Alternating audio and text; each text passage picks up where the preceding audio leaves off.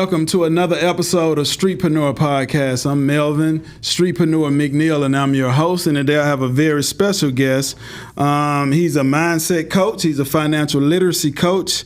Darius is also here to reveal the exact steps that he's taken in life as an entrepreneur to help other entrepreneurs generate over $100K per month through digital products, webinars, online businesses, masterminds, coaching. He does it all in the financial literacy space.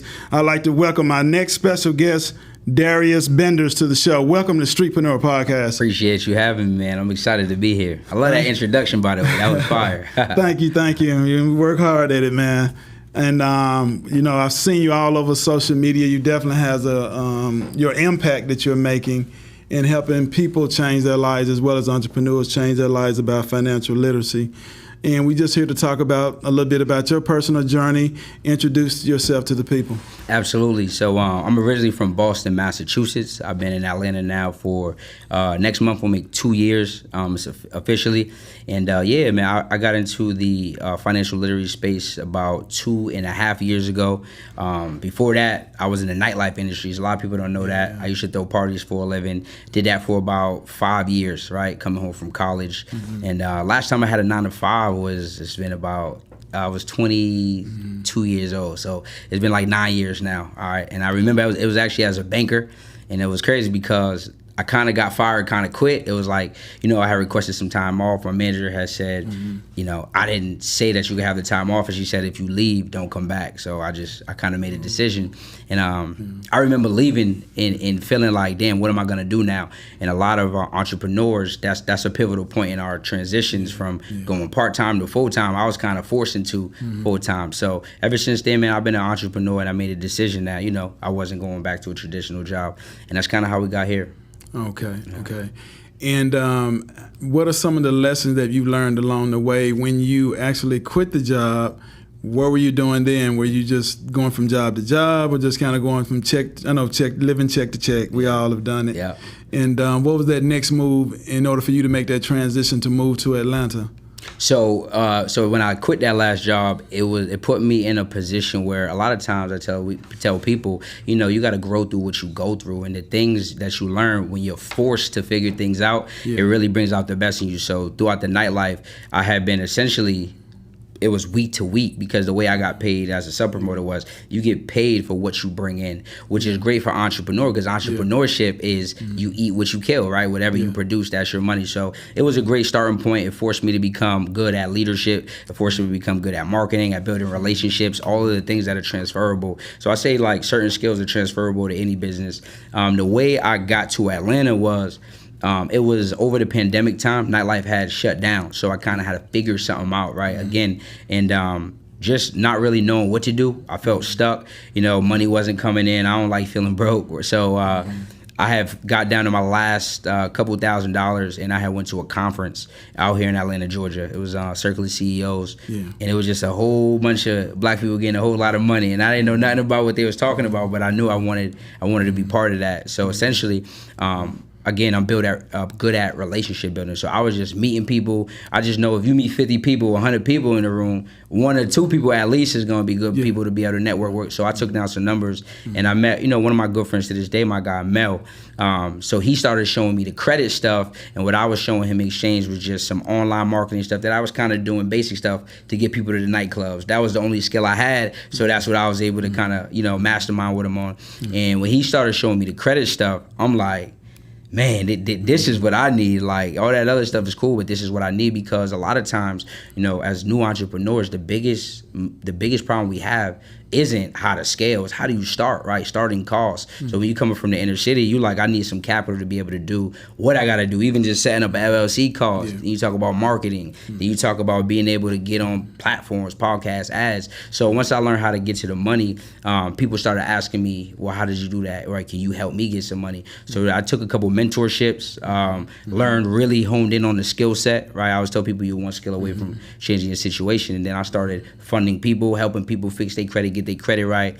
And then it got to a point where people started asking me, now, how do I show people, right? How do I teach them how to be able to do it for themselves, do it for others? And that's how we got into the education space. Okay.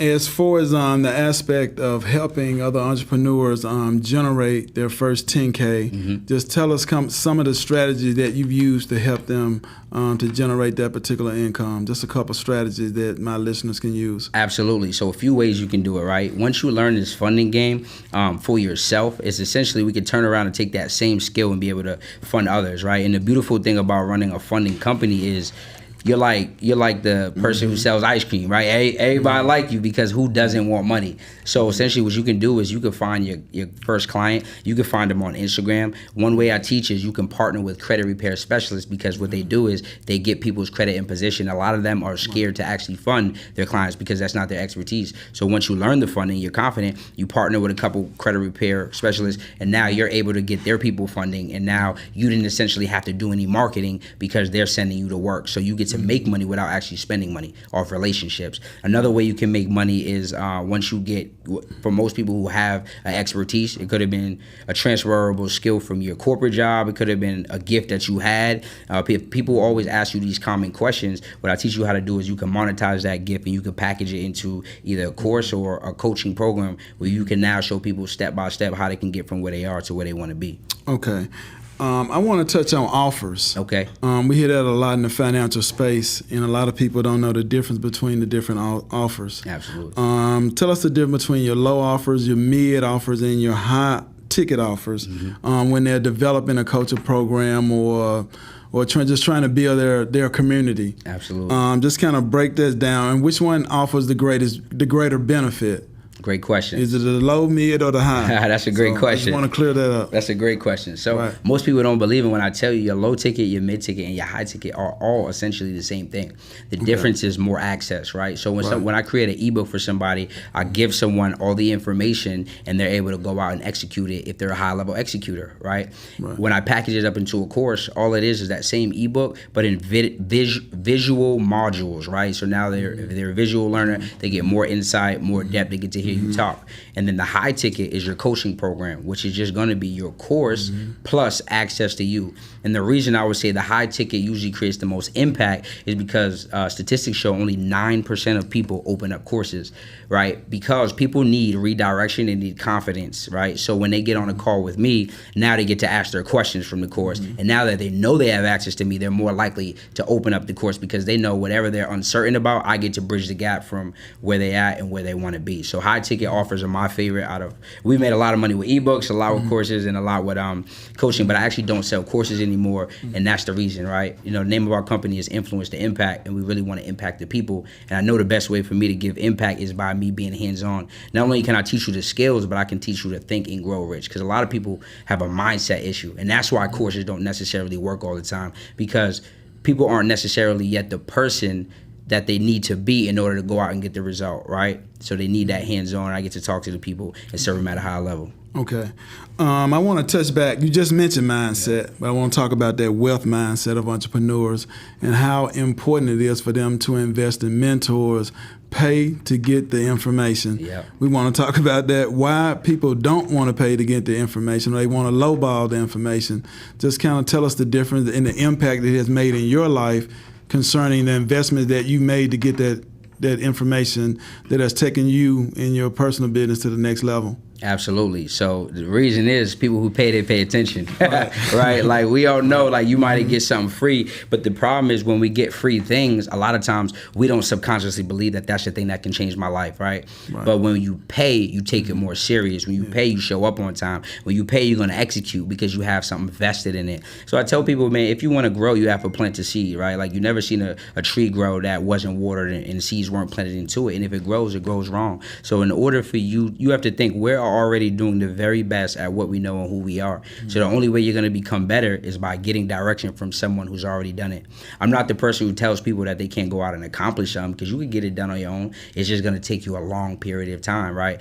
You know, I tell most people the sooner you get to your dream life, the longer you get to enjoy it. So when you get around winners, winning is contagious, right? If you get around people who are making a lot more money than you and they're able to instill the skill sets, the mindset, and the tool set that you need to get to that next level, you're going to be there in no time. But if you're just trying to figure it out, you're like, okay, that didn't work. That didn't work. The next thing didn't work. Now what you're doing is you build frustration. You build a sense of, dang, this ain't working for me. Let me go back to plan B. But the fastest way to get there is by having a blueprint and a GPS. And it's like you said, it's a mindset thing, because a lot of times it's like, we quit because things get hard. Most entrepreneurs, they fold because they feel like they're not figuring it out fast enough. But when you have that guidance in every direction, you're going to get there. So because you have the confidence that the person you're learning from has already done it, it's so much easier to stay in the game. I got you. And what are some of the common mistakes that you see entrepreneurs make, the reason why they don't reach the income level that they want?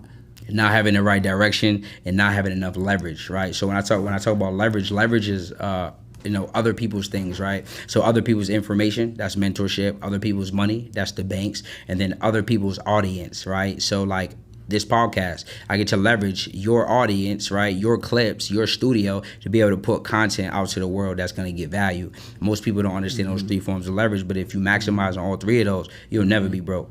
Yeah. And let's kind of get into the coaching aspect of what it is that you do. For sure. What do you look for when accepting a client into your program? What are some of the traits and some of the things that they must possess? Absolutely. So we have different programs for different people, but essentially at the core of things, we're looking for people who are going to do the work. We're very transparent. We don't want to work with people who don't want to show up and take action, right? So that's really it, because what we teach a lot of times is we're teaching entrepreneurs to go a lot from zero to that first level, right? Which is the hardest, because it takes a mindset shift, right? I got programs where we help people who are already making $10,000 get to $50,000, $80,000 a month. Those people are easy to coach because I just give them the play. They're already the person mentally to go run the play. But when we're coaching on credit and starting your business, right, and getting things up and running, now I have to get you to become the type of person that can attract a lot of money. So if you can do those things, you can work with us, right? We got mindset morning calls. We have skill calls where we're going to coach you on the things from funding, setting up your business, and getting into marketing, so now you can learn how to acquire customers. Okay. And one of those things, I want to talk about burnout. As far as the mindset when they're dealing with burnout, entrepreneurs who have already had a taste of success, they're coming back in, they're like, Darius, I want you to help me to overcome other obstacles. I'm sure the mental aspect has to be there too for that particular client that has burnout or has experienced burnout. What do you do to motivate them?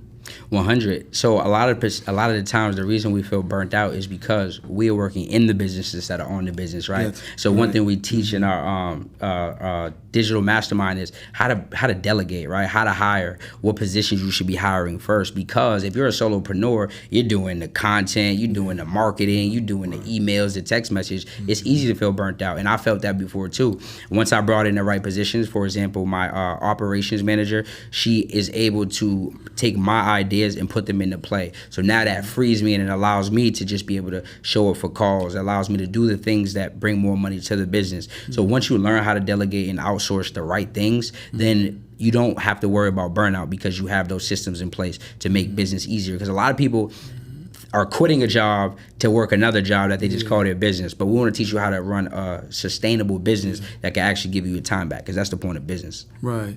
And systems and automation. What advice do you give to entrepreneurs as far as systems and automation to help their business run efficiently within your program? Great question. So first thing we want to do is we want to figure out the bottlenecks in the business. When we talk about systems are all over, right? We have systems on social media, platforms like ManyChat, which allow you to automate your DMs, allow you to automate your content. So essentially when a person types a keyword, let's say I say, I was you and I was like, hey, for learning more on how to run your podcast, comment the word podcast below. Now what happens if someone comments the word podcast, we set up an automation through ManyChat that sends a response to tell them to check their DMs. And now in their DMs, we're able to either sell or we're able to get them on a book call to see how we can help them more, right? So that's a great automation you can set up. One of my favorite automations is Go High Level, right? That's the system that we use as our CRM, which is just essentially the back office of your business. So tracking things like people opting into things, meaning they're giving you their name, number, and email. Now you can set up automations that are going to follow up emails with them, follow up texts with them over the next 2 days, 5 days, or a week. Because because a lot of times people don't buy right away. It takes the average customer 5 to 15 times to actually purchase from you, right? Another automation you can have is setting up a sequence within your email campaigns, all right? Okay. When people opt into something, it's cool if you just send them one email, but what if it's Wednesday and people get paid on Friday? You need to have automations to be able to follow up with the people. So those are some things that you could definitely set up automations, but I would tell an entrepreneur to make sure that they know what their bottlenecks in their business are, and we can set up the automations based on that, which we teach in our programs. Okay. I want to touch on marketing, marketing and lead generation. What are some of the strategies that you use to attract new clients? Absolutely. So first and foremost is organic content, right? Yeah. People always want to know what are the hacks or what's the gems. The first is organic. So my favorite type of content is value content. I tell anybody in any industry, if you give away the most value, people, when they're looking to buy, will buy from you. So this is how I was able to grow my audience to 100,000 followers in 12 months. And the way you could do this, I'm going to give y'all some game, is y'all could go to ChatGPT, right? That's an AI. You can go to ChatGPT.com, and what I want you to do is use this prompt, right? Say 10 most common questions people have when it comes to starting X business. X is your business, so whatever you service or whatever you teach. Now what that prompt is going to do is it's going to give you a list of the most common questions based on search engines and data that people are looking for. Now you might say, well, why? Because what you want to be is you want to be the person that people think of when they think of that industry. If it's podcasting, if it's credit, if it's digital marketing, right? If you are putting out content around all the problems that they have, you're going to be the person that they're shopped with when they're looking to spend some money. So that's a gem that you can use, organic content. And then what we want to do is once we have this organic content, we're getting responses. Now what we can do is leverage OPA. I talked about putting this content on bigger platforms. Maybe it's a shout out page. Shout out pages are just pages that have a lot more audience. You might have seen Black Hustlers Club, Recession Freedom. You might see people on Hollywood Unlocked, World Star. All those are big shout out pages that you can pay to be on.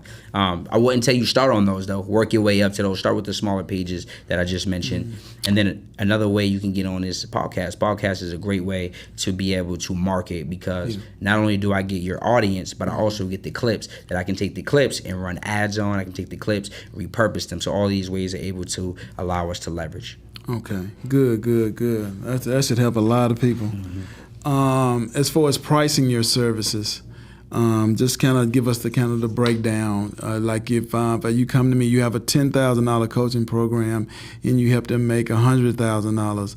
Just tell us the value of what it is for the price points that you're offering. Is it, I know it's worth it, worth their time, but a lot of people complain about he's too expensive, he's too this, his prices are too high. Yeah. Just kind of break down the value of why you charge what you charge and what they get on the back end in return, and why that is important versus the upfront amount. Absolutely. Great question. So I always say price is only an issue in the absence of value, right? So when someone's first starting off, or someone who's out there, you probably want to price your products at a point that makes sense for your skill set, right? As you get better, then your price goes up. As there's more supply, there's more demand. So for me, my rule of thumb that I operate with is a 10x rule. So anything I charge, my goal over the next 12 months is to help you 5 to 10x that thing, right? So for example, we have $10,000 offer. The goal is to get you to at least 6 figures in the next 12 months, right? That's obviously predicate on you doing the work, but me knowing that the level of information and the strategy that I'm going to give you has helped me already do that thing.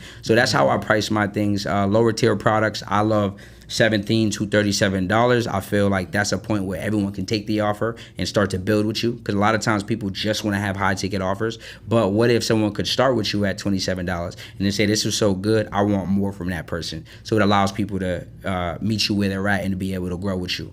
All right. But there are some people that we coach that like, I just want to sell $5,000 to $10,000 things, and we got a strategy for that. That's just going to take live webinars we can do, where we can either sell off the live webinar, or we can book a call, because now we built a rapport with that person. We've given them some value. We've got letting them get to know us, and then we've been able to make the offer. We want to talk about some of your success stories. Can you share with us one or two experiences where you took a client from zero to the 100K point? Absolutely. Just give us a couple of success stories that you had in helping clients. Absolutely. So we recently my guy Mills is he's a crazy story. He been doing wholesaling for the past 9.5 years, and he just recently locked in on the coaching aspect. He said he had tried teaching before, and I think people think that the teaching game is like an easy game because it can appear that way. So he's been working with us the past 3 months now, and he's at $55,000 in 3 months, right? For someone who had tried it before but not been able to. But I tell people, you're usually just one piece of information away from changing your life, right? And what it was is having the infrastructure, having the system set up, and having the ability to now get clients to be able to spend time and then take the offer. So he's been a crazy story, $50K in 3 months. By the end of the year, we looking to get him at close to a quarter $250,000. Another successful story we've had Alondra. She's been with me now the past 6 months. She's over 100K, all right? And she's someone who came to me. She has a family. She's not from here. She came over to this country. She put in the work. She invested in herself. And she's someone that is relentless. And the thing about her is she epitomizes with a lot of what I like my students to be, because she's a person who doesn't question things, right? She just executes. And a lot of times the difference between successful entrepreneurs and those who struggle a little bit more is the ability to execute now, right? No opportunity wasted. And some people are always questioning things. Oh, well, what about when this happens? But you're not even there yet. But when I see entrepreneurs like her who just, they run the play, it works, or even if the first time it didn't work, they continue to do it and get better and they come back, then those people will always go out to make a lot of money faster. Okay. I want to talk about the future of coaching before we close. For sure. As far as staying updated on the newest trends and developments, what do you use? How do you stay up to date on what's happening today? I know social media, the whole platform is changing fast. Where do you see the future of business coaching going? Absolutely. So I think coaching is, one of the top 3 fastest growing industries in the world. Okay. So I don't see it going anywhere. I see it growing because a lot more people are learning that you can monetize your gifts and your abilities. And there are people who will pay you, because people pay $40,000, $50,000 a year to go to traditional college, which doesn't necessarily put them in position to win in the real world. So when you have an ability to help somebody solve a problem that can get them closer to their dream life, then people will always pay for that. Things I do, honestly, transparently, is I just stay in the rooms. I stay in masterminds, and I stay in mentorships where we all are exchanging plays, what's working, what's not working. For example, right now we're running a lot of challenges, all right, which are just multi-day events that allow people to spend more time with you, and it allows you to basically make higher ticket offers, because conversation equals conversion. So the more I can spend time with a person, show them that we're good at what we actually doing, show them testimonials, it makes it easier for now when making the sale. Okay, good job, man.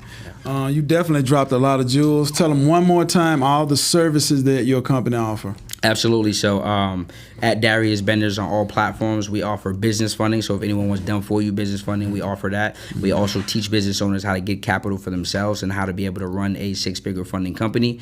And then we have our third tier level, which is our digital mastermind, where we teach people how to make money with digital products and services. And then we have our 7-figure CEO program for people who are already making $10,000 to $20,000 a month, looking to get to 6 figures a month.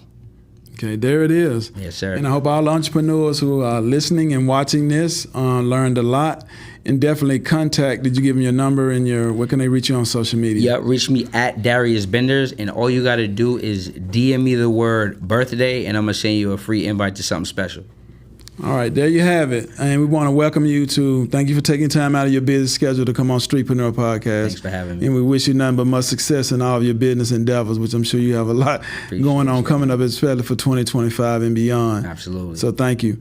We want to welcome all of our watchers who are tuning in right now, watching this particular episode. We want to thank you and hope you learned a lot about financial literacy on this particular episode. And I wish your business much success. Please leave a comment in the comment section. Also, feel free to like, share, and subscribe to the channel. And we look forward to seeing you next week with another episode right here on Streetpreneur Podcast.